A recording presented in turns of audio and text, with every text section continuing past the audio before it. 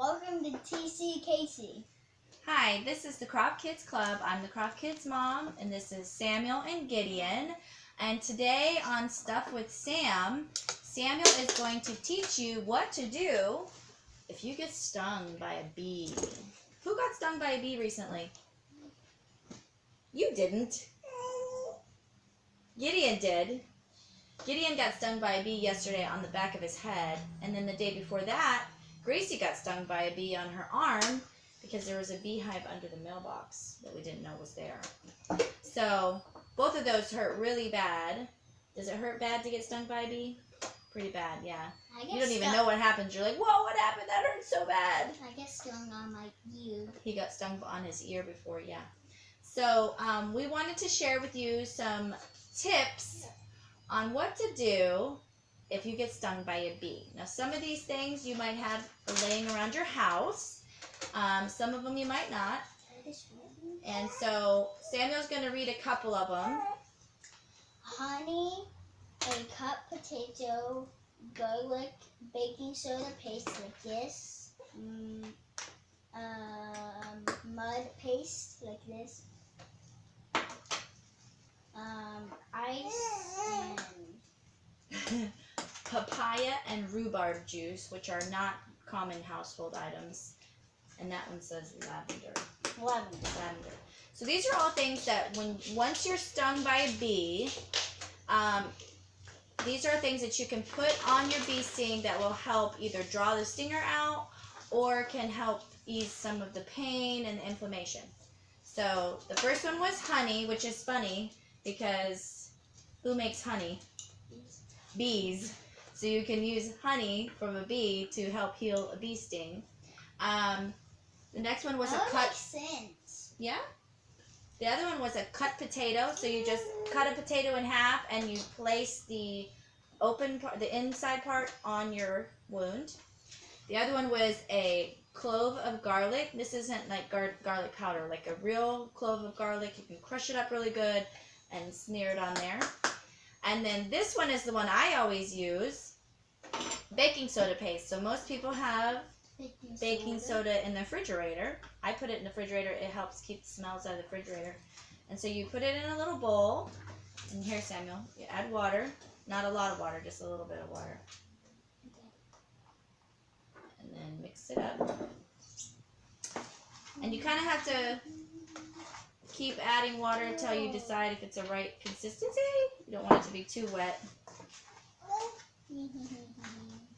And then what you do is you mix it up really, really good until it's kind of pasty.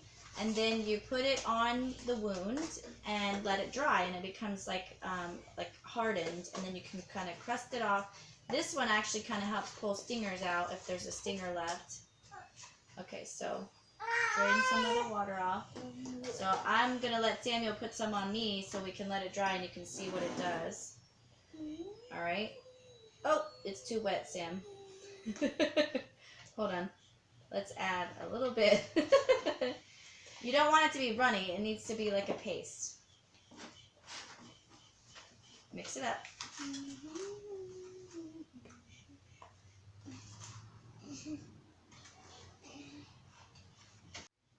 Sorry about that. We ran out of memory, so we had to delete some stuff off the phone. So I've got my baking soda paste on here that Samuel made for me, and it's drying.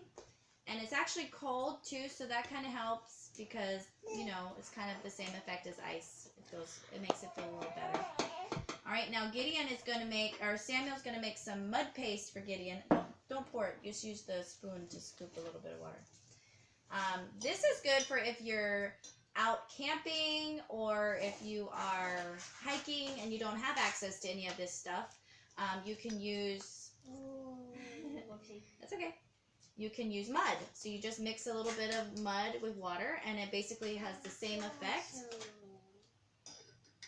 You need a lot of water. Well, you don't need to use all the dirt, just a little bit of the dirt and a little bit of the water. Just that little bit right there. Just that little bit right there. You keep mixing in all the dry dirt and that's why you keep needing more water. That's not mud yet. It needs water. Well, you want it to be wetter than that. You want it to be really like mud, like you were going to make a little mud pie. And then you would just leave it on there until, that's good, until it kind of dried. You want some? Piper's got her Bumblebee toy, which Bumblebee toys are not, they're misleading. You shouldn't ever play with bees. Right? Don't play with bees or their hives. So then you want to scrape this off, Sam? Okay. Use the Like spoon. You just gently scrape it off, Like, want to do like kind of like a barber when they gently. I said. It's hard.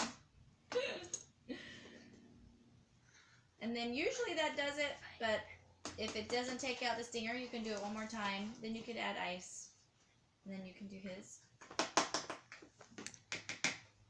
Now Gideon's bee sting was hard with the paste because he got stung on his head and he has hair, so we kind of had to pull his hair apart to put the paste on there.